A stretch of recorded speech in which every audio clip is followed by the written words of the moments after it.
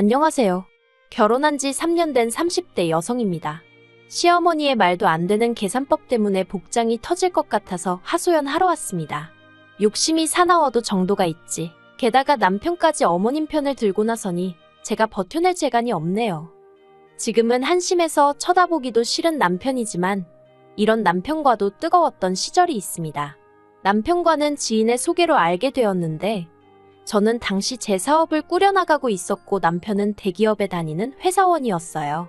말이 나왔으니 말이지만 제가 원해서 한 소개팅은 아니었네요. 사업상 알게 된 지인이었는데 남편은 지인의 친척이었고 아무튼 이런저런 이유로 제가 소개팅 자리를 마다할 수가 없었지요. 솔직히 사업하는 사람 입장에선 인맥 관리가 무엇보다도 중요하거든요. 그래서 실은 술자리 한번 나간다 생각하고 나갔달까요. 하지만 그렇게 만난 남편과는 대화도 잘 통하고 취미생활도 비슷해서 이야기가 끊이질 않았습니다. 게다가 제가 하는 사업과 남편이 담당하는 업무 분야가 비슷하다 보니 고충이랄까 공감되는 일도 많았고요. 이후로 남편이 몇 번이고 애프터 신청을 해왔고 그렇게 저희는 사귀는 사이가 되었어요. 사귄 지 4년차쯤 되던 해에 남편이 먼저 프로포즈도 해왔지요. 저도 여자니까 프로포즈를 받았을 땐 당연히 기뻤습니다. 어느덧 나이도 30 중반을 향해 달려가고 있었으니 조급한 시기이기도 했으니까요. 그런데 황당하게도 결혼 이야기가 오가면서 서로 주머니 사정을 오픈했더니 시쳇말로 남편이 개털이더라고요. 솔직히 이건 좀 비하기 심하고 아무튼 저에 비하면 가진 게 너무 없었어요. 회사 생활을 8년이나 한 남자가 그것도 대기업을 다녔으면서 모아둔 돈이라곤 고작 6천만 원이 전부였거든요. 당시 남편 실수령이 한 달에 500 정도였으니 제가 왜 실망했는지 이해가 되실 거예요. 6천이 절대로 적은 돈은 아니지만 사귀는 내내 경제 개념이 없다는 느낌은 없었는데 어쩌다 그렇게 된 건지 이해가 안 되대요. 그래서 남편에게 대놓고 물어봤습니다. 돈 관리를 어떻게 했길래 이것밖에 못 모았느냐고요. 그러자 남편이 말하기를 요 몇 년 시부모님 사정이 좋지 않았답니다. 아버님은 대기업을 다니시다 사업을 하시겠다며 하루아침에 가족들과 상의도 없이 회사를 관두고 나오셨대요. 그리고 퇴직금을 받아 사업을 시작하셨는데 그게 요식업일 줄은 아무도 몰랐답니다. 문제는 저희 아버님이 평생 남이 해주는 음식을 드시기나 해보셨지 당신 손으로 라면 하나 끓여본 적 없으신 분이라는 거지요. 그러니 자연히 그 사업이라는 식당 일은 어머님 몫이 되었는데 저희 어머님은 며느리로서 이렇게 표현하기 꽤나 조심스럽습니다만 옆에서 지켜본 바로는 놀기 좋아하시고 천성이 부지런한 분은 못 되세요. 게다가 그동안 전업주부로 아버님이 가져다주는 월급으로 생활하시던 분이었는데 갑자기 장사를 하라며 아버님이 앞치마를 던져주고 정작 아버님은 골프다 뭐다 놀러다니기 바쁘셨다네요. 그러니 어머님 기분이 좋을 리 있었겠어요? 하다못해 아버님같이 식당에 나와 계시기라도 했다면 달랐겠지만요. 아무튼 그래서 어머님도 식당 일을 등한시하기 시작하셨고 그러니 이른바 오픈빨로 생겼던 몇몇 손님들도 다 떨어져 나가더랍니다. 그렇게 시쳇말로 식당 말아먹는데 딱 2년 걸리더래요. 게다가 뒤늦게 아버님이 어떻게 수습이라도 해보시려고 손을 대시면서 일은 더 걷잡을 수 없이 커졌는데 그 이유가 살던 집을 담보로 대출받고 카드론 받고 제3금융권에까지 손을 대신 거지요. 남편이 이 모든 사실을 알게 되었을 때는 뭐 달리 손 쓸 방법이 없었다네요. 그래서 가게를 정리하고 이후로 시부모님은 살던 집도 파시고 지금의 집으로 이사를 하셨습니다. 두 분 다 크게 충격을 받으셔서 그 충격에서 헤어나오는 몇 년 동안 남편이 금전적으로 도움을 많이 드릴 수밖에 없었고요. 그리고는 이런 속사정을 털어놓으면서 지금은 아버님도 정신 차리시고 인근 주차장에서 관리 일을 하고 계시고 어머님도 식당에서 일을 하고 계시다며 저더러 자기를 이해해 줄 수 없겠냐고 묻더군요. 그런 남편의 얼굴에다 대고 제가 뭐라고 타박을 할 수가 없었어요. 사람이 살다 보면 실패도 할 수 있는 거고 가족이니 도울 수도 있는 거라고 생각했으니까요. 그리고 저희 친정부모님도 사업을 하시기 때문에 사업이라는 게 절대로 자기 뜻대로 되는 게 아니라는 건 진작에 알고 있었거든요. 물론 저희 친정부모님은 처음 시작하셨을 때부터 지금까지도 열심히 하지 않으신 날이 없다고 믿습니다. 아무튼 그때는 남편도 많이 사랑하고 있었고 그래서 남편의 사정이 딱하다 생각했지 파혼 쪽으로는 생각을 못했어요. 그리고 제 입장에서도 파혼을 하기엔 여러 가지로 솔직히 아쉬운 부분이 있었어요. 일단은 33이라는 제 나이에 이 남자랑 헤어져서 또 누구를 만나나 걱정도 되고 겁도 났거든요. 그리고 제 하루가 사업 때문에 정말 눈코 뜰 새 없이 바쁠 때가 많아요.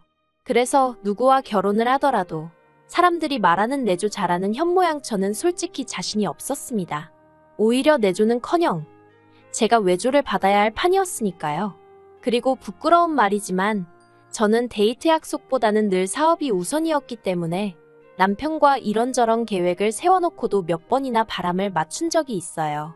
그런데 그때마다 남편은 제 탓을 한 적이 없고 오히려 열심히 사는 저를 기특하다 추켜 세워주대요. 그래서 남편과 함께라면 사업도 가정도 잘 꾸려나갈 수 있을 거란 확신을 갖게 되었지요. 몇몇 친구들은 제가 아까운 결혼이라며 혀를 차기도 했지만 인생의 돈이 전부는 아니라고 생각했습니다. 그래서 제가 3억 플러스 알파 그리고 남편이 6천 그렇게 들여서 결혼했어요. 남편이 혼술합시고 자기가 타던 차를 가져오긴 했지만 저 역시 제 차가 따로 있었으니 그건 말 하나만 하고요. 사는 곳은 제가 고집을 부려 지금의 아파트를 매매했네요. 그런데 막상 결혼을 하고 나서 얼마 지나지 않았을 때였어요. 평소처럼 출근했던 남편이 점심시간이 좀 지나서 집에 왔더라고요. 제가 무슨 일로 이렇게 일찍 왔냐 하니까 넥타이를 풀어헤치며 씩씩거리더니 방금 회사 때려쳤답니다. 그리고는 주절주절 설명을 하는데 저도 너무 황당했던지라 정확히 기억이 나진 않네요. 뭐라더라. 자기가 속해 있던 부서가 개편이 되면서 자기가 이상한 부서로 발령이 났다나요. 그래서 홧김에 때려쳤다는데 어처구니가 없더라고요. 아무리 맞벌이 중이라고 해도 저는 남편이 저희 가정의 기둥이자 가장이라고 생각했거든요. 그런데 저랑 상의 한마디 없이 자기 기분이 안 좋다고 하루아침에 회사를 때려쳤다는 게요. 이렇게 무책임한 사람이었나 싶어서 실망스럽기도 했어요. 그런데 제 속마음을 읽기라도 한 건지 남편이 하는 말이 자기가 경력도 있고 그래서 이직은 식은 죽 먹기랍니다. 그러면서 한 2주 정도 쉬고 바로 다시 새로운 직장 알아봐서 출근할 거니 걱정하지 말라대요. 그리고 그토록 자신만만해하는 남편에게 제가 뭐라고 하기도 그래서 일단은 지켜보겠다고 알겠다 했지요. 하지만 인생이 자기 마음먹은 대로 되는 법이 있던가요? 2주가 아니라 2달이 지나가도록 남편은 새로운 직장을 찾지 못했습니다. 자기 딴에는 여기저기 이력서도 내고 하는 것 같던데 좋은 소식 한 번을 듣기가 힘들더라고요. 제일 괴로운 사람은 남편이었겠지만 저도 점점 지켜보고만 있기가 괴롭더군요. 그런데 그런 와중에 어머님한테 연락을 받았습니다. 하시는 말씀이 남편이 보내주던 용돈이 끊어진 지 오래라면서 언제 보내줄 거냐고 하시더라고요. 양가에 용돈을 드린다거나 그런 부분도 각자 하기로 했던지라 저로서는 그런 어머님의 불평과 요구가 부담스러웠어요. 게다가 어머님 또한 남편이 직장을 관뒀다는 사실을 알고 계셨기 때문에 좀 어이가 없기도 했네요. 말이 나와서 말이지만 솔직히 시부모님, 저희 부부 결혼할 때 정말 1원 한 푼 안 도와주셨거든요. 그뿐만이 아니라 축의금까지 싹 다 가져가셔가지고 식대도 저희 친정부모님이 대신 내주셨고요. 그런데 결혼한 지 1년도 안 돼서 집안 재정을 책임지게 된 며느리한테 용돈을 운운하신다는 게 저로서는 솔직히 이해하기가 힘들었지요. 제가 남편이 다시 직장을 구하는 대로 용돈을 드리던지 하지 않겠냐고 조금만 기다려주시라 했습니다. 제가 대신 드리겠다 그런 이야기를 기대하신 눈치셨지만 모른 채 했어요. 그러자 어머님이 노발대발 난리를 치시대요. 지금 당신 아들 백수라고 시부모도 무시하는 거냐면서 며느리도 자식이라던데 너는 예단도 하나 안 해오더니 이대로 시부모가 거리로 나 앉았으면 좋겠냐 굶어 죽었으면 좋겠냐 하는 말도 안 되는 생떼를 쓰시기도 하셨지요. 하지만 저는 그런 어머님의 협박에도 눈 하나 깜빡하지 않았습니다. 거기엔 여러 가지 이유가 있지만 무엇보다도 어머님이 신우에게는 어떻게 해주고 계신지 알고 있었기 때문이에요. 남편에게는 아래로 7살이나 어린 여동생, 그러니까 신우가 하나 있어요. 얼굴도 제법 예쁘장하니 더 어렸을 때는 인기도 좋았다고 하더라고요. 그래서인지 신우는 걸핏하면 자기 입으로 자기는 얼굴로 먹고 살 거란 소리를 해댔습니다. 잘난 남자 하나 물어서 팔자를 고칠 거라는 남사스러운 소리도 곧잘 해댔고요. 그리고 고슴도치도 지 새끼는 예쁘다고 한다더니 저희 어머님이 딱 그러신 분이셨지요. 어머님 눈에야 어머님이 배 아파 낳은 딸이니 얼마나 예쁘고 사랑스러웠겠어요. 그래서인지 신우의 외모 관리에 들어가는 돈이라면 정말 머리카락을 팔아서라도 대주실 판이었습니다. 남편이야 자기 어머니고 자기 여동생이니 별 생각이 없었는지 모르겠지만 제3자인 제가 보기엔 솔직히 제정신이 아닌 것 같았지요. 특히나 아들한테 용돈을 받아서는 그걸로 딸 뒷바라지를 한다는 게 제가 며느리라서 그런 건지 탐탁치 않대요. 아무튼 어머님은 계속해서 집요하게 저에게 용돈을 요구하셨습니다. 저는 없다고 못 드린다고 딱 버티고 있었고요. 그리고 이런 신경전이 이어지던 와중에 남편이 저더러 자기도 제 사업에 껴주면 안 되냐고 묻더라고요. 이직을 하려고 해도 전에 다니던 직장보다 조건도 안 좋고 자존심이 상한다면서 그러면서 저더러 자기 예전 직장 조건에 맞춰서 자기를 뽑아달라는데 황당하기 짝이 없었지요. 그래서 그렇게는 못한다고 조건이 기대만큼 안 되더라도 어쩌겠냐고 다른 직장으로 가라 했습니다. 나는 남편을 내 직원으로 둘 생각이 없다고요. 그리고 남편이 자기가 저한테 실망을 했던 게 이때부터였답니다. 어머님 아버님한테 자기 대신 용돈을 안 드렸을 때도 서운하기는 했지만 저를 이해하려고 노력했다나요. 자기가 워낙에 해온 게 없으니까 제가 서운해서 그랬을 거라고요. 하지만 직장 문제만큼은 저 때문에 결국 자기가 전에 다니던 회사보다 못한 곳에 가게 되었다면서 전부 다 저 때문이라고 제 탓을 하더군요. 게다가 자기가 저였으면 남편 기라도 살려줄 셈으로 대표 자리도 턱하니 내줬을 거라는 말도 안 되는 소리를 하더라니까요. 그런 남편이 얼마나 한심하던지 뭐라고 반박도 하기 귀찮을 지경이었어요. 그래도 어찌저찌 결혼 생활은 이어졌습니다. 예전같이 즐겁고 행복한 부부가 아닌 그냥 같이 사는 뜨뜻미지근한 사이가 된 거지요. 그래도 다른 부부들도 몇 년 살면 다 저희처럼 사는 거라 생각하고 서운한 마음은 한 곳에 묻어두고 그렇게 지냈네요. 사업만으로도 충분히 스트레스를 받고 있는 상황에서 남편하고 괜히 부딪혀서 신경 쓸 일을 만들고 싶지도 않았어요. 그러다 올해 초 아주 어이없는 상황을 맞닥뜨리게 되었습니다. 3억 중반대에 들어왔던 저희 아파트는 급등과 급락을 거듭하며 그래도 안정적으로 8억대에 안착을 했어요. 하지만 집값에 크게 연연하지 않았던 이유가 저희는 어차피 이 집 한 채뿐이고 당장 어디로 이사를 갈 계획도 없었거든요. 그런데 저희 어머님과 남편은 저와는 생각이 많이 달랐더라고요. 발단은 신우가 결혼할 사람이라며 남자를 데려오면서부터였습니다. 그렇게 잘난 남자 타령을 하더니 이렇게 표현해도 될지 모르겠지만 신우가 어디서 치과 의사를 잡아왔어요. 그런데 문제는 신우가 어지간히 잘 사는 집 딸 행세를 했던 모양이에요. 저는 몰랐는데 요새는 어디 회사에 등록해서 한 달에 얼마씩 돈을 내면 명품 가방뿐만 아니라 옷하고 신발도 빌려주고 그런다대요. 그리고 저희 신우가 떡하니 그런 회사에 등록을 해놓고서는 한마디로 매일같이 남의 것을 빌려다가 명품녀 행세를 하고 다녔더라고요. 솔직히 말해서 신우가 그러고 다녔든 말았든 그건 뭐 제 알바는 아니지요. 어떻게 생각해보면 그러고 사는 것도 재주 좋다 싶기도 했고요. 하지만 신우가 저희 친정부모님 사업을 마치 시부모님이 하는 것처럼 거짓말을 했다는 것과 제가 힘들게 일군 제 사업을 마치 자기 오빠, 그러니까 저희 남편이 한 것처럼 결혼할 남자 집안에 말했다고 했을 땐 어처구니가 없고 화도 나대요. 제가 동조한 것도 아닌데 신우의 거짓말에 공범이 된 기분이었으니까요. 그리고 얼마 후 떡하니 상견례 날짜까지 잡아온 신우가 저한테 거의 싹싹 빌다시치 하면서 한 번만 그냥 넘어가 달라고 그러대요. 그리고 저는 안 되는 줄 알면서도 가족이란 이유로 알겠다 했고요. 그런데 상견례 당일 남자 쪽에서 먼저 얼마를 해올 수 있는지 저희 어머님한테 대놓고 묻더라고요. 그러자 어머님이 저를 쓱 보시더니 한 2억은 해갈 수 있다고 하셨습니다. 속사정을 뻔히 아는 저로서는 어머님이 말씀하신 숫자가 허무맹랑하게 들릴 뿐이었지요. 그러자 남자 쪽에서는 그럼 2억으로 알고 있겠다며 예단 목록은 신우를 통해서 따로 보내겠다고 하대요.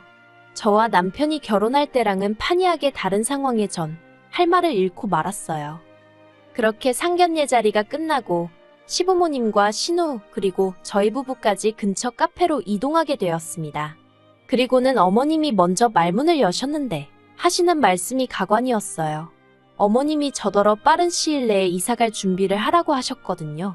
생각지도 못한 어머님의 말씀에 제가 이사를 왜 가냐고 물었더니 아파트가 오른 거 거기서 신우 시집갈 돈을 줘야 할 거 아니냐는 거예요. 그리고는 하는 소리가 남편이 결혼할 때 들고 온 6천 그거 사실 어머님 돈이랍니다. 어머님이 남편한테 빌려주신 거라며 이참에 집 팔아서 2억으로 갚으래요. 아파트 값이 2배 넘게 올랐으니 2억 정도는 당신 몫이나 다름없다나요? 남편이 어머님께 돈을 빌려서 저에게 장가를 왔다는 말도 금시초문이었지만 설령 그렇다고 해도 어떻게 저렇게 뻔뻔하게 남의 아파트를 팔아라 마라 돈을 내놔라 마라 하지 싶어서 말문이 다 막히대요. 하지만 혼자서 시댁 식구 전부를 상대하려면 정신을 똑바로 차려야겠다 싶어서 깊은 숨 한 번 내쉬고 그렇게는 못한다 했습니다. 이사를 갈 생각도 없고 집을 팔 생각은 더욱이 없고 무엇보다 어머님께 제가 2억을 드려야 할 이유를 모르겠다고요. 그리고는 설령 어머님이 남편에게 6천을 빌려주신 게 사실이라고 하면 두 사람 간의 채무관계이니 두 사람이 알아서 해결하라 했어요. 아파트는 오롯이 제 명이고 아파트값 3억 6천 중 6천 정도만 남편이 부담, 나머지는 전부 제 돈이었으니까요. 제가 정말이지 어머님이 한마디 받아칠 틈도 들이지 않고 따다다다 쏘아대듯 말을 이어갔네요. 그러자 어머님은 물론이고 아버님과 남편, 신우까지 어이가 없다는 듯 저를 쳐다보더군요. 그러든지 말든지 할 말만 마치고 제가 먼저 자리에서 일어났어요. 정신없이 카페를 빠져나와 막 신호등을 건너려는데 따라 나온 남편이 제 손목을 잡아채더니 당장 들어가서 어머님께 죄송하다 하랍니다.